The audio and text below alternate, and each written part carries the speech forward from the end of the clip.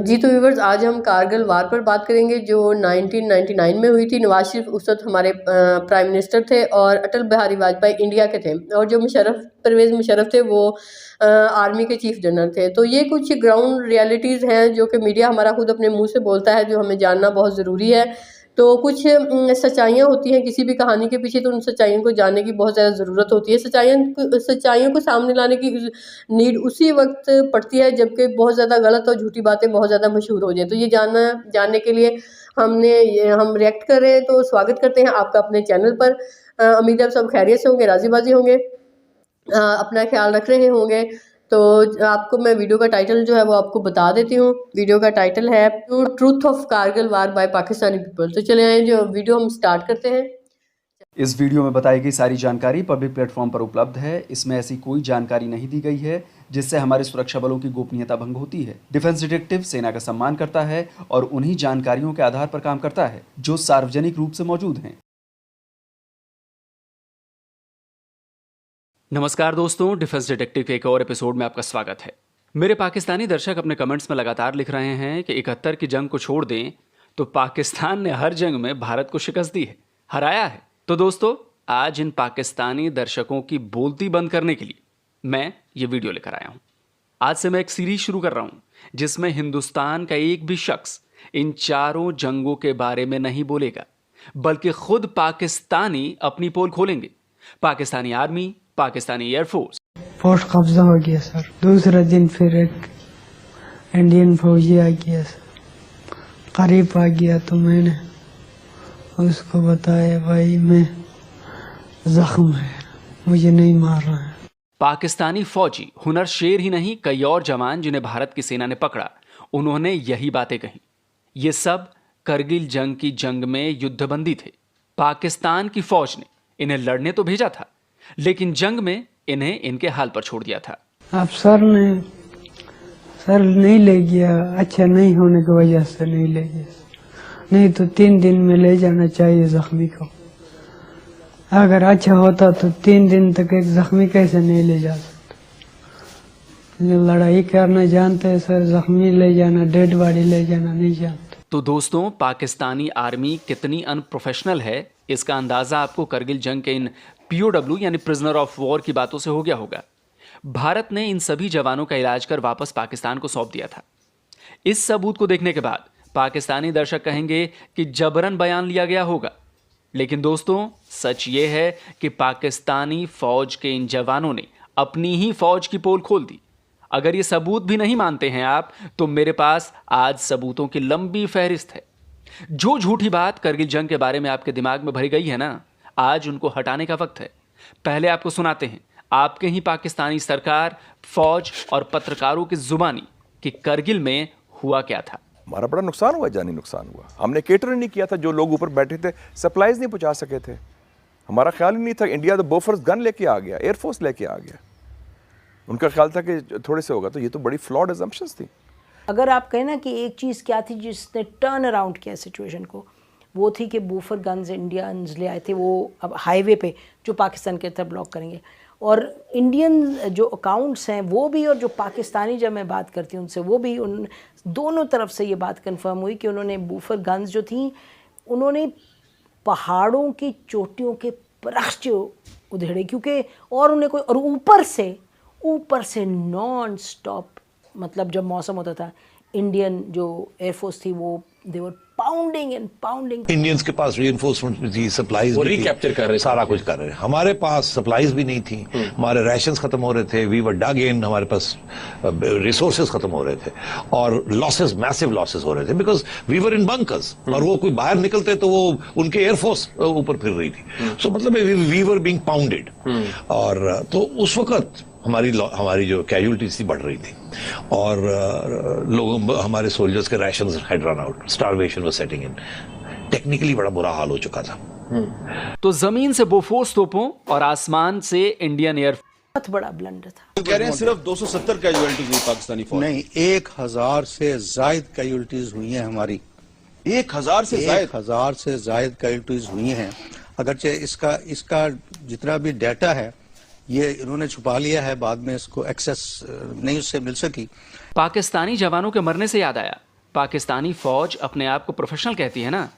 मेरे पाकिस्तानी दर्शकों को भी अपनी सेना पर बड़ा गुरूर है, होना भी चाहिए, लेकिन दोस्तों अंधा गुरूर नहीं होना चाहिए। जनाब, आपकी आर्मी ने तो अपने ही जवानों की लाशों को लेने से मना कर दिया। प्रोफेशनल होना क्या होता है, उन्हें भारत की सेना से सीखना चाहिए। दुश्मन सैनिकों की लाशों का भी भारतीय आर्मी ने सम्मान किया, उन्हें पूरे सम्मान और धार्मिक रीति रिवाजों के मुताबिक दफनाया। सेना चाहती तो पाकिस्तानी सैनिकों की लाशें वैसे ही छोड़ सकती थी, लेकिन उसने ऐसा नहीं किया। जनाब, ये होता है प्रोफेशनल आर्मी का होना, जो कि पाकिस्तानी आर्मी कहीं से भी नहीं है। लेकिन पाकिस्तानी सेना की जब किरकिरी हुई, जब उसका झूठ पूरी दुनिया के सामने आ गया, तो आखिरकार उसे मानना पड़ा कि उसके सैनिक करगिल जंग में शामिल थे। यह वीडियो एक और सबूत है भारत की सेना के प्रोफेशनल होने का। हाथों में सफेद झंडा लिए जो ये जवान दिख रहे हैं ना आपको, वो आपकी ही सेना के जवान हैं। ये अपने मारे गए साथियों के शव लेने आए थे। भारत की सेना ने पूरा सम्मान किया। वीडियो में आप देख सकते हैं कि मारे गए पाकिस्तानी सैनिकों को भारतीय सेना के अधिकारी और जवानों ने भी सैल्यूट किया। यह है हिंद की सेना।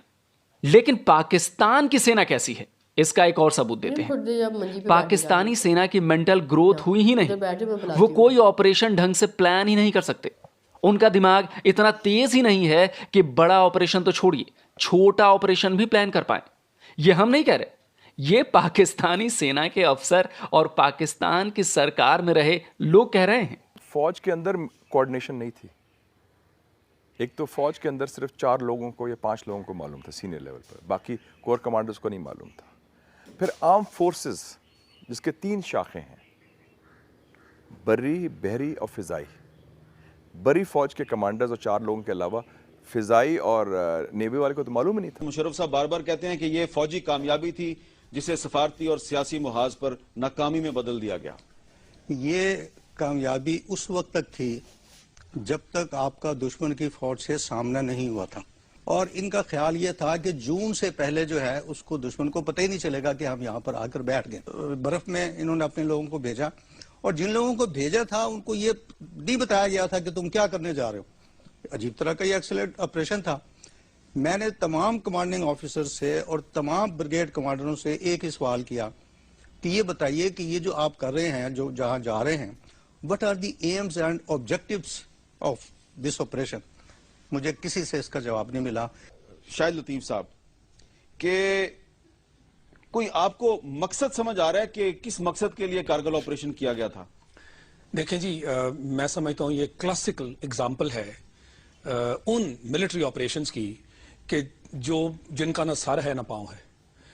कहीं पे भी बेसिक एजुकेशन से लेके मिलिट्री वॉरफेयर में टू दी हाईएस्ट, जो आप एनडीसी वगैरह में भी पढ़ाते हैं ऑपरेशनल स्ट्रैटेजी में, आप जब तक अपनी वॉर प्लान को from the beginning to the end entirety में नहीं देखते, आप वॉर के अंदर जा ही नहीं सकते। लेफ्टिनेंट जनरल मोहम्मद अजीज को एक सीक्रेट कॉल की, उसमें करगिल को लेकर क्या बातचीत हुई वो सारी जानकारी भारत को मिल गई। इस टेप को भारत ने 1999 में ही आपके पीएम नवाज शरीफ को सौंपा था। अब आप सोचिए कि प्लानिंग के लेवल पर आपके आर्मी चीफ ने कितनी बड़ी मूर्खता की है, और यह हुआ कैसे, यह भी सुन लीजिए। देखिए, आप चाइना में हैं, एक होटल रूम में आप बात कर रहे हैं पाकिस्तान में, तो जाहिर है यार वो तो चाइनीज इंटेलिजेंस है, नेचुरली वो चाइनीज ही होंगे। अमेरिकन तो डिएगो गार्सिया में बैठ के इंडियन ओशन में बैठ के इतना तो नहीं कर सकते।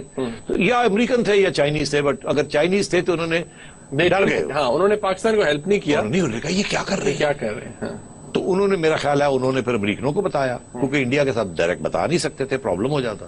अब अमेरिकनों ने इनको बताया, फिर जाके ये मसला जाके ना तो फिर दुनिया को पता चला हो क्या रहा है। करगिल में जब पाकिस्तानी सेना बुरी तरह फंस गई तो वो घबरा गई। उन्हें लगा कि अब तो भारत उन्हें छोड़ेगा नहीं। इस डर के मारे आपके जनरल परवेज मुशर्रफ हाथ जोड़ते हुए नवाज शरीफ के पास पहुंचे कि भाई कोई रास्ता निकालिए।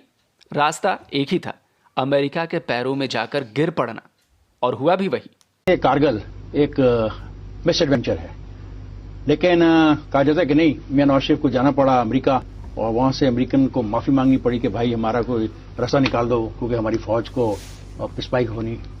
एक्चुअली ये हुआ कि नवाज शरीफ साहब को मिन्नतें करके परवेज मुशर्रफ ने भिजवाया, क्योंकि वहां पर स्पाई हो रही थी।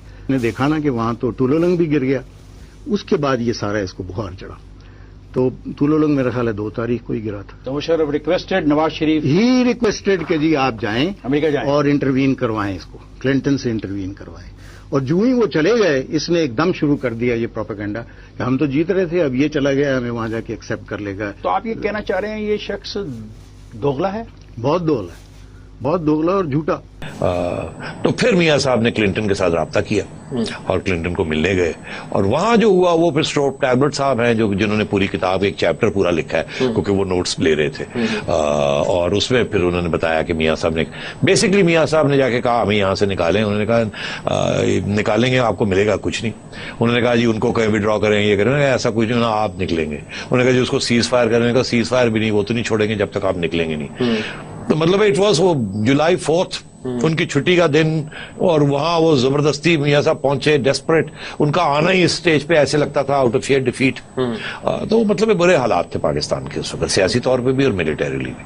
और then we had to withdraw, और विड्रॉल में भी वो शेलिंग करते रहे।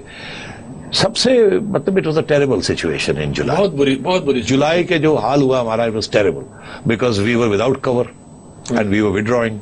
तो मेरे पाकिस्तानी दोस्तों, ये जो आप कहते रहते हैं ना कि करगिल जंग में पाकिस्तान अमेरिका के पास नहीं गया, नवाज शरीफ जंग ख़त्म करवाने के लिए बिल क्लिंटन के पैरों पर नहीं गिरे, तो दोस्तों हानियों की जुबानी करगिल जंग की हकीकत आपके सामने रखी। किस तरह पाकिस्तानी फौज ने एक बेहद बुरा और निचले दर्जे का मिलिट्री ऑपरेशन प्लान किया, किस तरह उन्हें शिकस्त झेलनी पड़ी, और किस तरह दुनिया भर में पाकिस्तान आर्मी की तथाकथित काबिलियत के बारे में पता चला उन लोगों के लिए जिन्होंने कमेंट में 4 जंगों के बारे में लिखा है कि 71 को छोड़ पाकिस्तान कभी नहीं हारा। तो भाइयों, करगिल का सच आपके सामने ला दिया मैंने। बाकी जंगों में क्या हुआ था वो भी लाऊंगा।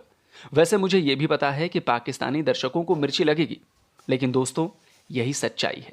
सच को स्वीकार करें, कम से कम हमारी नहीं तो अपने लोगों की बातों पर भरोसा करें। आपके दिमाग में जो झूठ भरा जाता है ना, उसे हटाएं। जंग किसी के लिए भी अच्छी नहीं है। भारत आपसे कभी जंग नहीं चाहता, यकीन मानिए। लेकिन अगर आप हमले करेंगे, अगर आप आतंकी कार्रवाई करेंगे, तो हमें जवाब तो देना ही पड़ेगा। और नतीजा यही होगा जो करगिल में हुआ, जो बाकी की 3 जंगों में हुआ, और जो अभी घुसपैठ कराने के समय हो रहा है। तो दोस्तों, वीडियो पसंद आया तो हमारा चैनल सब्सक्राइब करें, और हर वीडियो की नोटिफिकेशन पाने के लिए बेल आइकन जरूर प्रेस करें। नमस्कार जी। तो वीडियो यहाँ पर ख़त्म हो गई है। अमर जी, कैसी आपको वीडियो के बारे में क्या कहेंगे आपने? वीडियो बेटा अपना जिहड़े अपनी गलतियां होंदे ना ते नाकामी आप ही होंदा है बंदा। हाँ जी, बिल्कुल जी। अमर जी की बात 100% ठीक है। जब इंसान तभी जी गलतियां नाकामी आप होना जी, फिर इल्ज़ाम, झूठी बातें फैला देनी अम्मा जी। फिर जब इंसान निकाम होता है तो झूठी बातें ज्यादा फैलाता है। हाँ, ज्यादा हो जाता। वो कहते हैं झूठा ज्यादा शोर करता है। हाँ जी, सच्चा तो सच्चा ही रह वेंदे, झूठा बहुत ही करता झूठा बहुत शोर करता है और खाली बर्तन ज्यादा खड़कता है। हाँ जी। तो देखिए, अब नवाज शरीफ जो उस वक्त मुल्क से बाहर थे जब ये जंग हुई, तो प्रॉपर प्लानिंग नहीं थी। एक प्लानिंग होती है, एक उसका अल्टरनेट होता है। यानी कि ना तो हमारे पास कोई अल्टरनेट था, ना ही कोई मेथडोलॉजी नहीं थी। बिल्कुल हम कुछ भी नहीं था। बस हमारे जो जहन में ये था, एक भूत सवार था जंग का, हमने कब्जा करना है सियाचिन पर जाके, बस कुछ किसी चीज़ को हासिल करना बस। उसके लिए कोई प्रॉपर प्लानिंग नहीं थी या कुछ जहन में नहीं था। अगर इस तरह से हमेशा से अल्टरनेट जो वेज होते हैं वो हमेशा से उनकी प्लानिंग करके रखी जाती है। अगर हमारे साथ खुदा न खासा इस तरह से हो गया तो हम इस तरह से कर लेंगे, अगर इस तरह नहीं हो तो इस तरह से कर लेंगे। यानी कि बहुत सारे, किसी भी चीज़ को पाने के लिए बहुत सारे रखने पड़ते हैं इंसान को कामयाब होने के लिए। नाकामी तो कदम कदम पर आपको मिलेगी, लेकिन कामयाब होने के लिए उसके लिए प्रॉपर प्लानिंग की ज़रूरत होती है। बहुत सारी चीज़ों की ज़रूरत है जो हमारे पास नहीं थे। अब हमें अंदाज़ा ही नहीं था वहाँ एयरबेस है, और इस तरह से हम बस ऐसे ही चले गए और वहाँ जाके पता चला कि यहाँ तो एयरबेस है, और कट्टा किसने छोड़ा, कट्टा किधर गया, कोई पता नहीं है। बस नवाज शरीफ हमारे मुल्क से बाहर बैठे हुए हैं। परवेज़ मुशर्रफ साहब जो है वो अपने ही नशे में धुत और ऐसी प्लानिंग कर रहे हैं। इससे पहले भी जब बेनज़ीर भुट्टो साहबा का दौर था तो परवेज़ मुशर्रफ ने उस वक्त भी अपनी प्लानिंग उनके सामने रखी थी, लेकिन वो आयरन लेडी थी तो इस वजह से वो इनको टालती रही। फिर नवाज शरीफ का दौर आ गया तो इनको मौका मिल गया कि वो अपनी प्लानिंग को पाया तक मिल तक पहुँचाएँ, लेकिन वो भी इस तरह से नहीं उनके ख्वाब पूरे हो सके। क्योंकि गलत चीज़ होती है वो गलत ही होती है। सच्चाई होती है अपनी हाँ जी, गलत चीज़ गलत ही होती है। गलतियां दी गलती। हाँ, फिर इन्होंने झूठी बातें फैलाई, फिर इनका हमारा मीडिया खुद कहता है कि हम जंग इस तरह से हारे हैं, ये चीज़ें हुई हैं, और झूठी बातें भी फिर हमने ही फैलाई हैं। तो इस तरह से अगर हार भी गए थे तो कोई मसला नहीं, अपनी हार से आप सबक सीखना चाहिए था हमें अपनी जनरेशन को बताना चाहिए था कि नेक्स्ट टाइम में इस तरह की गलतियां नहीं होनी चाहिए, लेकिन नहीं, हमने उसमें पर्दे पाने शुरू कर दिए, पा के पर्दे। तो हमने बहुत सी बातें फैलाई की, तो पता नहीं फिर क्या मिलता है इस तरह से। यही चीज़ फिर इंडियन ठीक कहते हैं कि पाकिस्तानी फिर सच बात सामने नहीं लाते, ना अपने सिलेबस में ना अपने, लेकिन मीडिया हमारा खुद बोल रहा है। फिर हमने अमेरिका से कह के जो है वो जान छुड़वाई, माफिया मांगी, फिर ऐसे ही बस तो टाइम पास हो गया। एक वक्त था, बस अपनी यादें छोड़ गया है। तो वीडियो जो है यहाँ पर एंड कर रहे हैं। प्लीज़ बताइएगा आपको हमारी वीडियो कैसी लगी, और चैनल को प्लीज़ सब्सक्राइब ज़रूर कर लें। तो अम्मा जी से पूछते हैं, कुछ कहना चाहती हैं? जी अम्मा जी। अपना ख्याल रखो, बहुत बहुत ख्याल रखो, बोता रखे हो, साड़ी देखते रहो। जी, वीडियो हमारी देखते हैं, बोता ख्याल रखे हो। इजाज़त दें, बाय बाय। Bye bye.